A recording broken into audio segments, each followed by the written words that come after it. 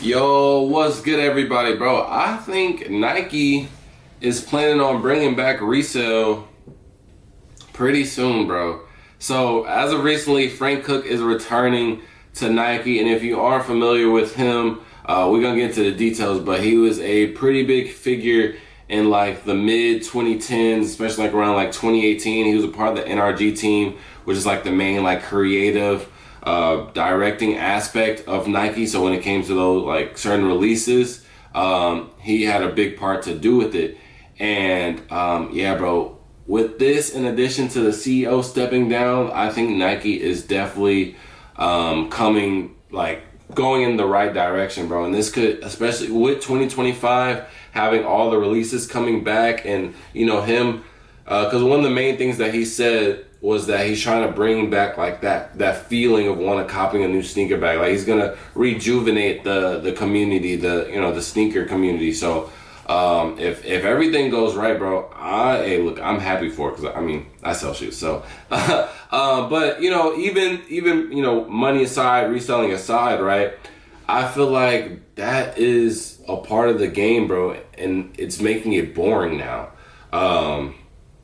Because even with limited shoes, like whether I get them or not, whether I have access to them or not, it's like I don't live. I get no feeling or satisfaction when I buy sneakers now.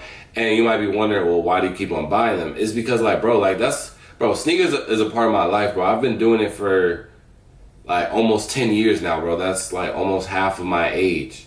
You dig what I'm saying? So it's like almost half of my life I've been doing one thing. So it's a part of me, and I generally like the sneakers. Like I buy what I like, so I'm gonna still continue to buy them. But it's just like, and another reason I'm buying them still is because like they have the potential to go up in value later. And so it's like, if I have access to them now, why not do that? But it's just like, bro, I have so many shoes right now that I have bought, and I haven't even bothered to buy a case for them. I haven't bothered to even take them out of the box yet. I haven't, you know what I'm saying? So it's just like, I'm gonna still be a part of the community, but it's just like, bro, I don't have fun with it anymore.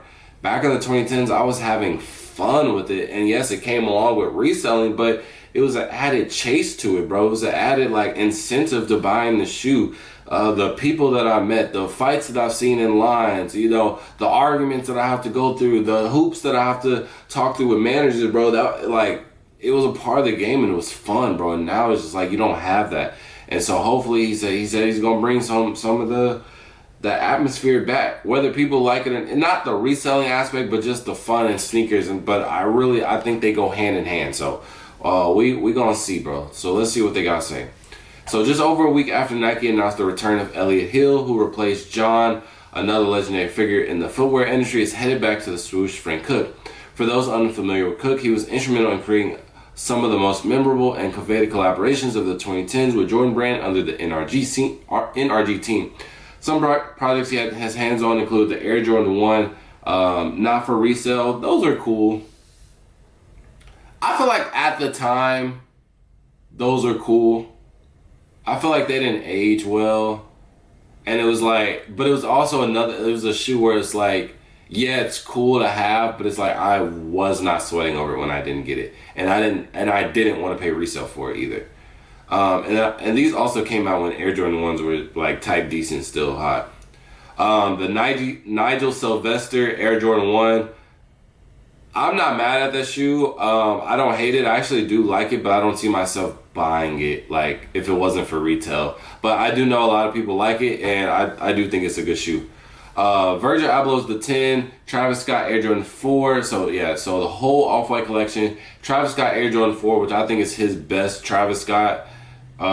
Maybe the bandana, the SB bandana, could fight for it, but I really did like. I think the 4s was just so different, and it's the only shoe that doesn't have like that, cactus colorway, and much more. So before this, he worked as a buyer for Wish at ATL, then moved to the NRG team in 2015. However, in 2018, Frank left the swoosh to work as the creative director for Shoe Palace. Sure. In an Instagram story post, Cook announced his return with a photo of his Nike ID, stating, "I'm going to attempt to restore the feeling, be considerate of the current state of the industry, and have a whole lot of fun while doing it. So he's basically saying like, you know, sneakers is at an all-time low, so don't expect like everything out the gate. But we gonna try our best to get it back to that speed, because you know there's only so many things that he can control, right? Like the economy is still bad, people don't got money. Like he can't just, like, no matter how good he makes the shoe, right? Like, bro, people are still gonna be broke at the end of the day. But he could definitely work his way up and then already be in position to where, you know, people can freely spend money on shoes like that again. But having the concept back and, you know, that feeling, quote unquote, that's such a good start, because it, like, if you really want it, you're gonna buy it regardless. Like there's been times I've bought shoes and financially I shouldn't have bought it, but I still bought it.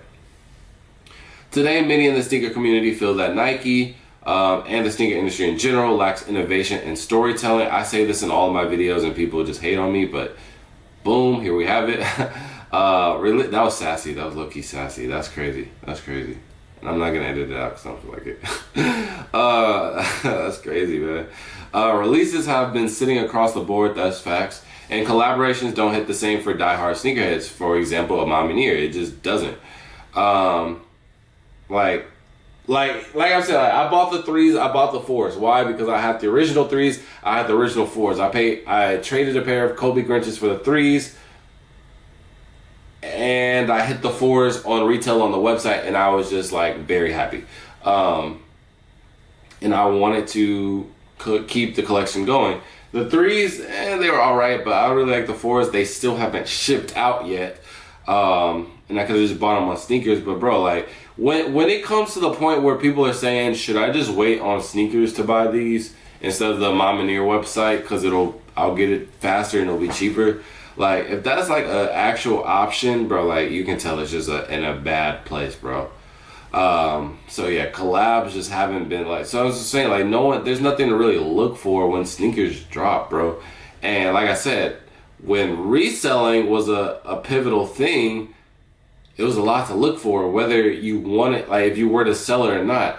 Even if you didn't want to sell it, it felt you a sense of accomplishment, you know, that you were able to get this, you know, shoe that's going for $1,000 for only $160. You know what I mean? Like it gave you some type of satisfaction when you bought the shoe, not just, oh yeah, I'll just add this to my collection, or it's a red and black shoe, I'll take it. Like no, like that's what we have regular shoes for. That's what we have Vomeros, Roshis, and, you know, New Balance, stuff like that. Like those are the shoes where, okay, I needed a casual shoe for there. I got a shoe for work, etc., etc. So, so yeah, with Frank Cook's return to Nike, there's a renewed sense of anticipation among sneakerheads, hoping for revitalization of the creativity and storytelling that made Nike collaborations legendary. As Cook sets to restore the feeling as a sneaker industry craving innovation, fans are eager to see how his influence will shape the next wave of releases. If his past work is any indication, Nike could be gearing up for a new golden era of unforgettable design and sought after drops. And like I said, I think they have the potential, especially if his like designs and ideas get incorporated into this whole like 2025 of just like crazy drops. I think, you know, reselling could definitely be back. I think the fun of sneakers could be back. And yeah, we'll get a new feeling. I think Nike and bro, the crazy thing is, bro, I make these videos, bro, and you know, I know I'm not no big person on YouTube yet. And there's other sneaker influencers that, you know, been doing this, and I feel like I would have been doing this, but I feel like now I've experienced a lot, and you know, just timing. But I say all that to say, I don't get a lot of views.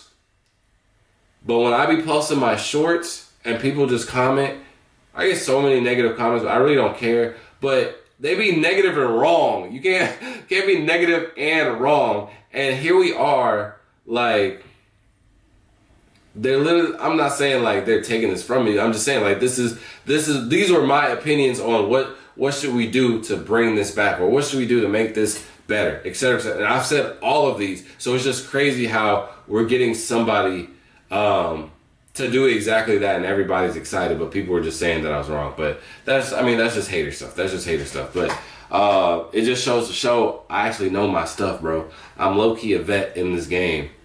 I was a young bull at once, but I'm big dog now. But yeah, let me know if you guys are excited for this new era. Do you want resell to come back? Cause I mean, I'm ready for it, bro. I'm ready for it. And oh, I did, and I made another video. If you don't think resell is coming back, I made a video where this false narrative of resellers are bad. I made a video about that. So if you think that reselling is bad, if you think resellers are bad, watch that video because you are wrong. And what did I just say about being negative and wrong? You shouldn't do it. So with that being said, man, I'm gonna see y'all next video. Peace.